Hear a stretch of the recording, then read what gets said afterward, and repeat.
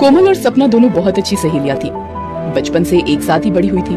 दोनों के परिवारों में भी काफी मेल मिलाप था। 1 महीना पहले ही सपना की शादी हुई थी। कोमल बैठ ना, मुझे तेरे साथ ढेर सारी बातें करनी है। पहले तू बता, तू शादी के बाद मुकेश के साथ खुश है ना?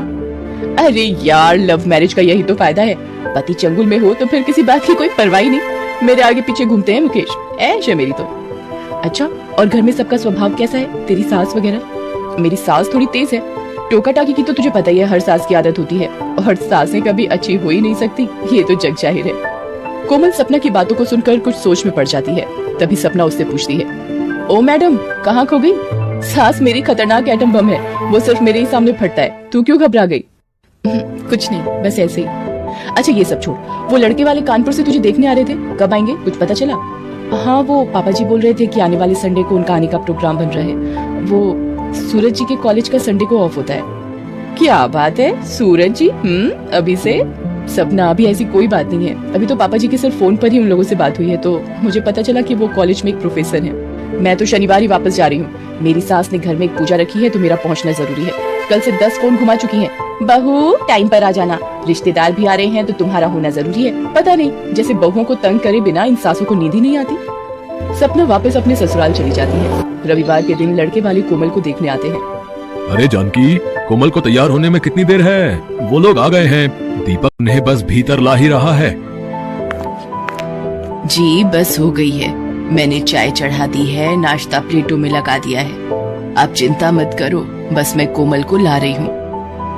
लड़के वाले कोमल को देखते ही पसंद कर लेते हैं और दोनों तरफ से रिश्ते की हाँ हो जाती है। कोमल को पता चलता है कि उसकी सास सौतेली है।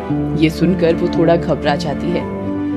तभी सपना का फोन आ जाता है। और बता, कैसा लगा लड़का?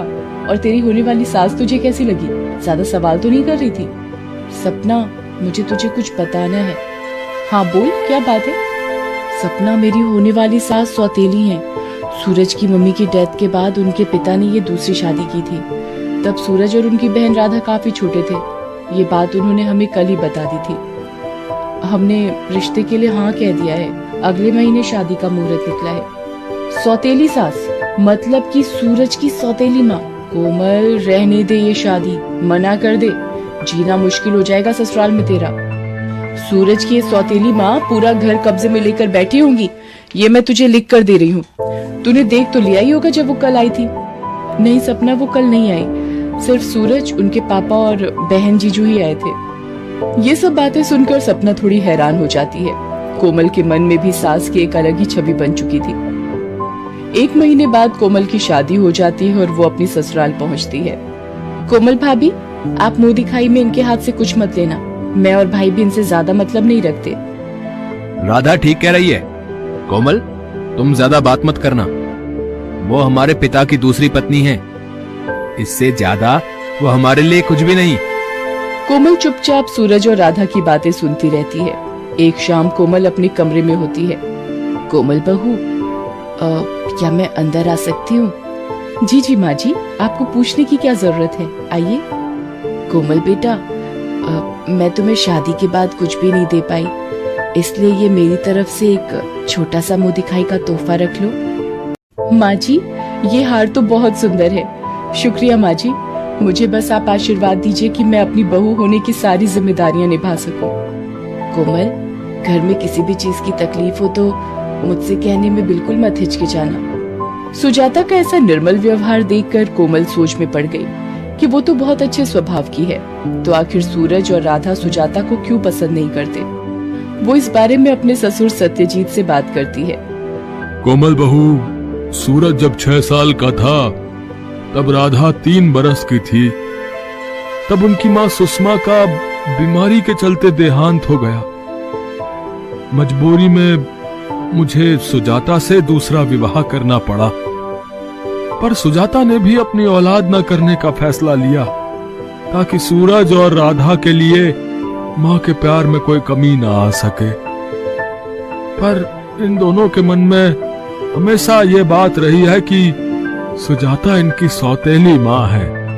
पिताजी, आप बिल्कुल चिंता मत कीजिए। मैं एक माँ और बच्चों के आपसे रिश्तों में दूरियां मिटाने में कामयाब हो जाऊं, ये आशीर्वाद दीजिए। जीती रहो बहू, सदा खुश रहो। कोमल ने सोच लिया था कि वो सुजाता के प्रति मनमुटाव को सूरज और राधा के दिलों से मिटाकर रहेगी। एक दिन, पापा इसी हफ्ते गोद भराई की रस्म है और मेरी सास ने बोला है कि हीरे के 2 सेट गोद भराई में चढ़ाने जरूरी हैं। बाकी सबके कपड़े, फल, मिठाई और अलग अलग लिफाफे। आप सूरज भैया से बात कर लो कैसे करना है फिर। सत्यजीत सूरज से बात करता है। सूरज भी नौकरी पेशा था तो सैलरी में से इतना सब कुछ निकालना मुश्किल था।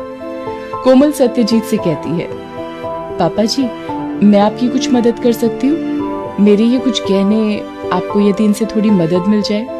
नहीं कोमल बहू, तुम अभी अभी नई इस घर में आई हो और नई बहू अपने गहने दे, ये मैं कभी नहीं होने दूंगी।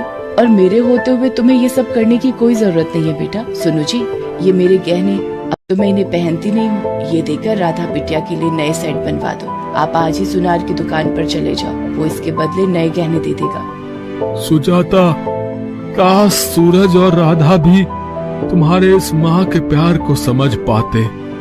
पापा जी वक्त आने दीजिए, वो दोनों भी माँ जी के प्यार को महत्व देंगे। बाकी माँ जी, आप और मैं भी आज बाजार जाकर राधा दीदी की गोद भराई का सारा सामान ले आते हैं। शाम को सूरज ऑफिस से आता है। वो सत्यजीत से कहता है, पापा मैंने बहुत कोशिश की, शायद कहीं से इंतजाम हो जाए, पर नहीं हो पा रहा।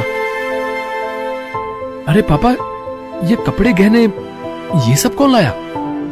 बस बेटा, भगवान के आशीर्वाद से सारे इंतजाम हो गए हैं।